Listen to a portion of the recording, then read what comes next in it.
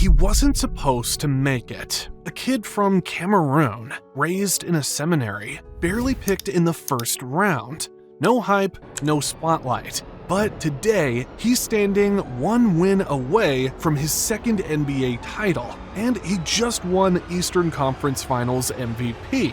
Wherever Pascal Siakam goes, winning follows. He did it in Toronto. He's doing it again in Indiana. This is the untold rise of Spicy P.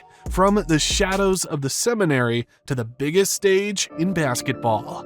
Before basketball, before the NBA dreams, before the Raptors or Pacers, Pascal Siakam was on a completely different path. He was studying to become a priest. That's not a metaphor. At the age of 11, his father sent him to a Catholic seminary in Cameroon. His family was deeply rooted in education and discipline, and the seminary was supposed to shape him into a leader, not on the court, but in the church. And the thing is, Pascal didn't fight it. He embraced the structure, waking up at 5 a.m., following strict routines, praying, studying. It wasn't glamorous, but it taught him something basketball never could: how to work in silence, how to stay committed when nobody's watching, and how to stay grounded. These weren't just habits he developed, they became the core of who he is. You can see it in the way he plays. He's not flashy, he doesn't chase highlight reels, but his work rate? Relentless. Now, here's the twist. Pascal didn't even touch a basketball seriously until he was 17.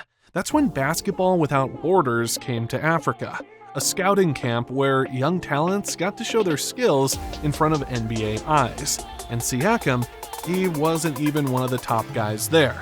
But someone noticed something different in him. It wasn't the shooting or the dribbling. It was his energy, his hustle, the way he kept running even when others were fading.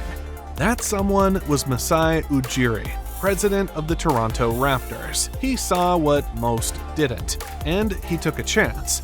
Years later, that decision would change both of their lives. Pascal would go from that camp in Africa to New Mexico State in the US, then eventually be drafted 27th overall in 2016 by the Raptors. He wasn't a lottery pick, there weren't expectations, but the way he approached the game, like every moment mattered, came directly from those early days in seminary. And that foundation, that's what made him the player you see today. The one who doesn't need the spotlight to shine. The one who understands his role, sticks to it, and elevates the team in the process. Pascal didn't explode onto the scene right away. When he got to Toronto, he wasn't seen as some future star. He was a project, a 27th pick with raw talent, hustle, and endless energy, but still far from being a starter. So the Raptors sent him to the G League to develop, and that's where the shift began. In 2017, with Raptors 905, he didn't just play well, blow by, a little spin to his left. He dominated. He won the G League Finals MVP. That was the first time people started paying real attention. He wasn't just running up and down anymore. He was controlling games. His timing got better. His footwork improved. And his feel for the game started catching up to his motor. Back in the NBA, everything changed in 2018 to 2019. The Raptors brought in Kawhi Leonard. That season was supposed to be about Kawhi, and it was. But what people don't talk about enough is how much Pascal elevated that team. He wasn't the first option, but he was the one who made the system work. His ability to run the floor, switch on defense, and attack in transition made life easier for everyone around him. That's when the nickname Spicy P really stuck. Not because he was flashy, but because his game had this edge. It burned defenders who took him lightly. It's for both Fournier and Vucevic. See it! And when the 2019 playoffs came around, he delivered. Against the Magic in the first round, he averaged nearly 23 points. It beats the buzzer! Against the Bucks in the conference finals, he was critical in slowing down Giannis. And in the NBA Finals, he dropped 32 points in Game 1 against the Warriors. 32 on the biggest stage. He ended up averaging 19 points per game that postseason. That's not just role player production, that's co-star numbers. But here's the key, he was never asked to carry the offense. Kawhi was the closer, Pascal was the engine. That balance worked. It brought out the best in him. He didn't have to create everything. He just had to be relentless, opportunistic, and precise. And that's exactly what he was. After the title, the Raptors tried to make him the franchise guy. They gave him the max contract. They gave him the green light. But something was different. Without a true number one to play off, his game looked forced. His decision-making was exposed. The efficiency dropped. The pressure of being the guy didn't fit him. He was built to be the perfect second option, not the centerpiece. It's not a knock. Some players are leaders by presence, not by volume. Pascal is that. And that's what made his move to Indiana so interesting. Because there, he finally found his version of Kawhi again. When Pascal Siakam was traded to the Indiana Pacers in January 2024, it didn't make the biggest headlines. It wasn't dramatic. It wasn't hyped like a superstar blockbuster. But if you were paying attention, it was exactly what he needed. A fresh start. A team that already had its leader in Tyrese Halliburton. A system that played fast, moved the ball, and needed a second star who didn't need the spotlight to make an impact. From day one, it looked like a perfect fit. The Pacers weren't trying to build the team around him. They already had their Batman in Halliburton, a point guard who controls the pace, sees the floor better than almost anyone in the league, and thrives when surrounded by smart, unselfish players. And that's what made Siakam so valuable.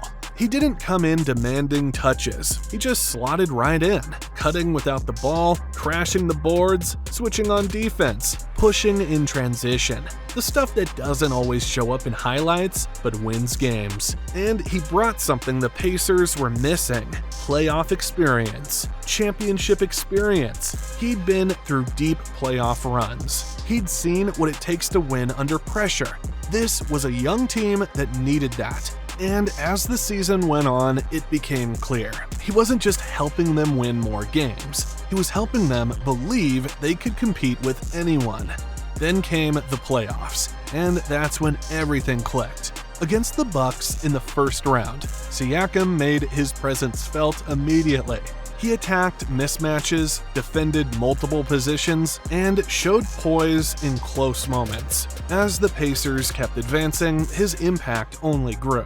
He wasn't putting up 40 points, but he didn't need to. He was controlling the pace, shutting down key scorers, and showing up every time they needed a stop, a rebound, or a momentum-changing play. And then came the Eastern Conference Finals against the New York Knicks. That's where he truly took over. Across the series, he averaged nearly 25 points per game, along with key rebounds and assists. Game 6 was the moment everyone saw just how much he meant to this team. With the Pacers on the edge of elimination, Siakam came out aggressive. He dropped 31 points, grabbed boards, protected the rim, and completely shifted the tone of the game. It wasn't just a big performance. It was the kind of game that defines legacies. He was named Eastern Conference Finals MVP. That's not a small thing. That's the Larry Bird Trophy. And what's crazy is, he did it without ever looking like he was chasing the spotlight. He played his game, fit into his role, and dominated within it. That's exactly who he is. And that's why Indiana is in the NBA Finals right now. But the job's not done. There's one more step.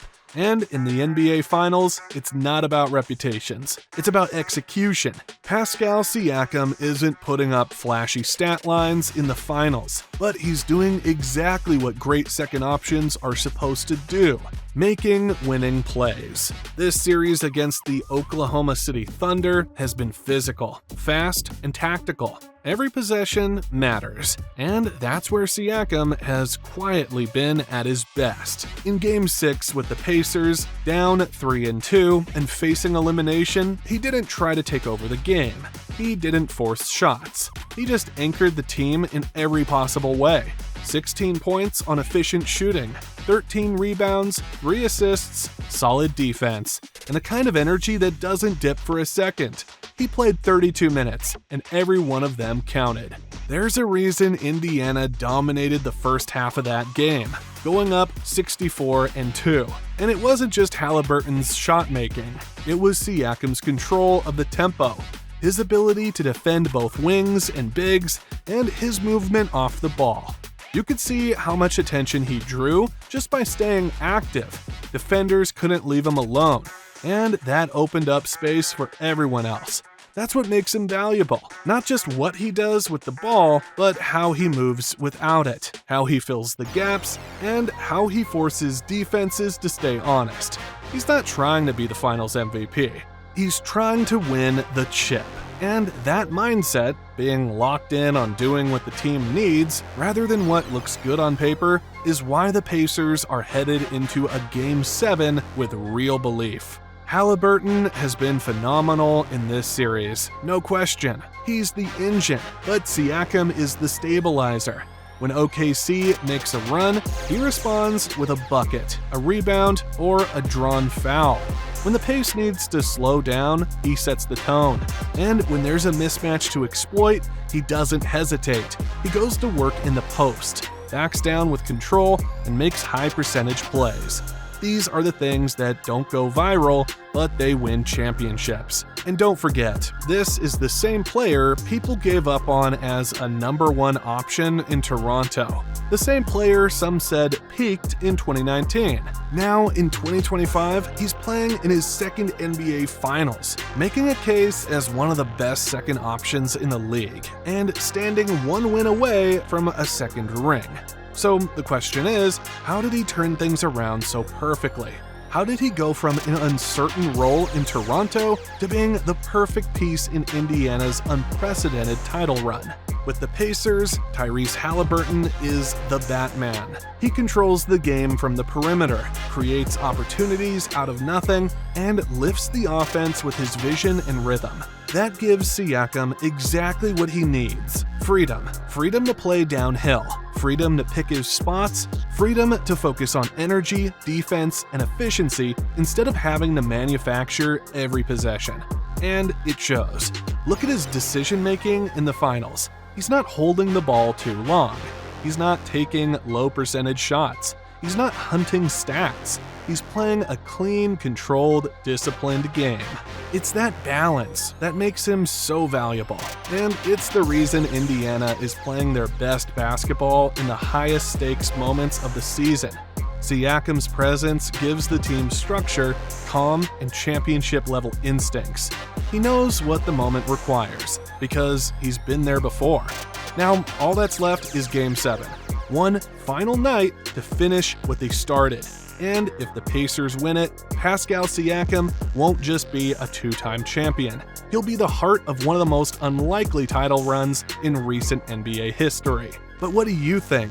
Can Spicy P lead them to win the NBA Finals? Well, let me know in the comments.